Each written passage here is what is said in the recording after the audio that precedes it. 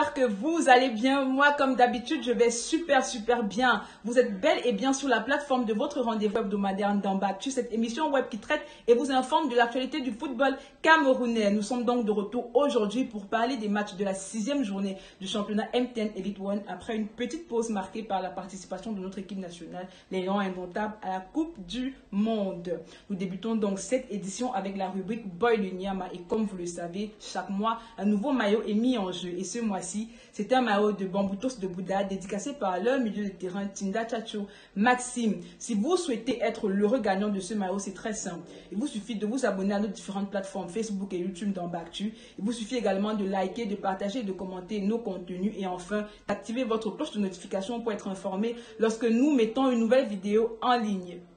Salut, je suis Maxime Tinda, milieu de terrain de Bamboutos de Bouddha. Ce mois-ci, c'est moi qui paie le Nyama. Je vous demande de vous abonner massivement sur la page Ndambactu qui permet la visite aux joueurs du championnat local.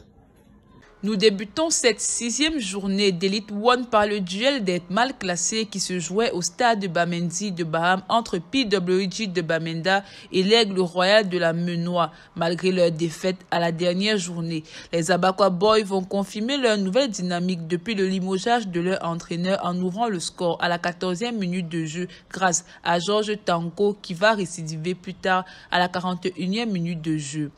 En seconde période, PWG de Bamenda va creuser l'écart à la 91e minute de jeu. Le score final sera de 3-0 pour PWG de Bamenda qui essaie de sortir la tête de l'eau. Cette défaite sera malheureusement très mal digérée par les supporters de Aigle Royal de la Menois qui vont s'en prendre violemment à l'entraîneur David Pagou. Au stade militaire de Ngwaikele, Renaissance de Ngoumou croisait le fer avec le Canon sportif de Yaoundé, deuxième de la poule A, qui avait à cœur d'enchaîner une 3e victoire consécutive.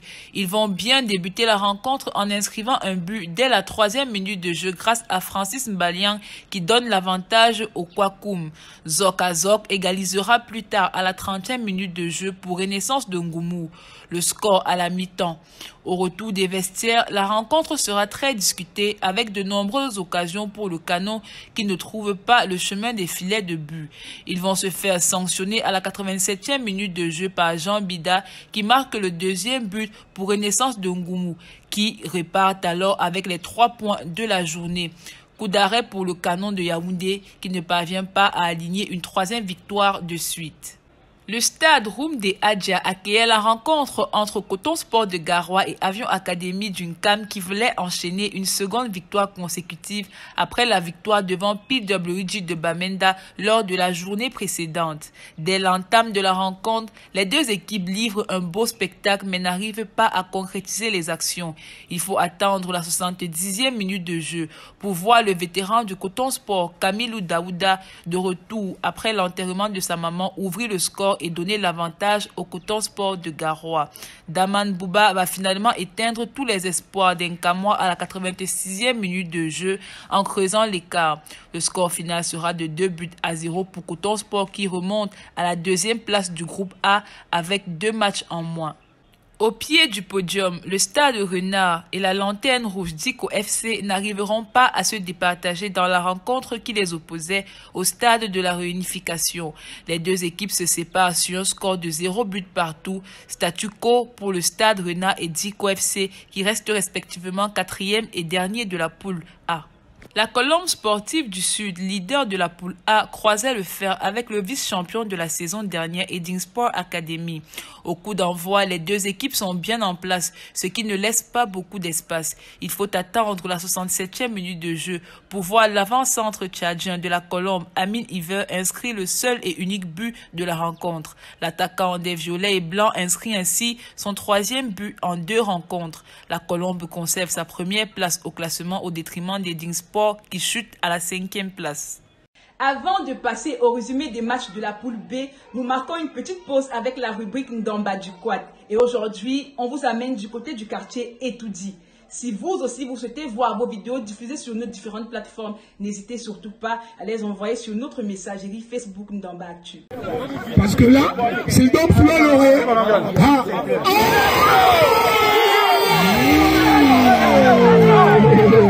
Pour le compte de cette 6e journée dans la poule B, FC Yaoundé 2 sur une bonne dynamique après le changement de son entraîneur affrontait ce 9 novembre en match avancé la Gazelle Fa de Garoua. Les poulains de Max Makongo Makole vont confirmer cet élan en s'imposant 1-0 grâce à Franck Belobo qui conclut un magnifique coup franc à la 91e minute de jeu. La Gazelle reste donc sur un match nul et une défaite sur les 2 dernières journées. Le stade de la réunification avait fait foule pour l'affiche entre le leader Bamboutos de Bouddha, invaincu depuis le début de la saison, et l'Union de Douala qui voulait renouer avec la victoire après leur match nul lors de la journée précédente face à Fovu Club de Baham.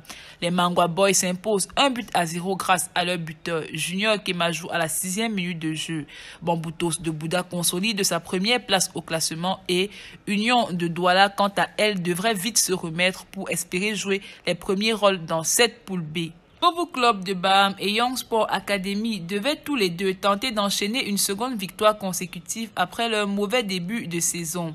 Ce duel de milieu de tableau va tourner à l'avantage des Yangwa Boys qui vont s'imposer 1-0 à la 49e minute de jeu grâce à Alex Nandje.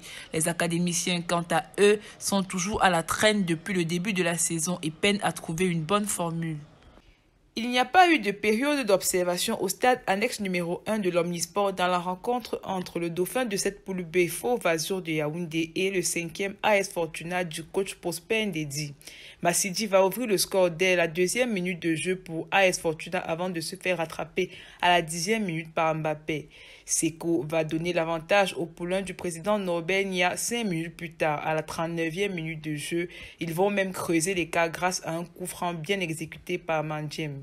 En seconde période, AS Fortuna va avoir un sursaut d'orgueil à la 89e minute de jeu par Bidi, mais Kenny va anéantir les espoirs à la 91e minute de jeu. Fauvazu qui consolide sa seconde place et reste au contact de Bamboutos de Bouddha. AS Fortuna, quant à lui, chute à la 8e place du classement. APGS de Fou, qui n'a encore enregistré aucune victoire depuis le début de la saison, affrontait Dragon Football Club de Yaoundé qui n'en finit plus avec les nuls. Les poulains de Stéphane et Djangé vont réaliser la belle opération de la journée en remportant ce match sur un score de 2-1. Ils obtiennent ainsi leur première victoire de la saison.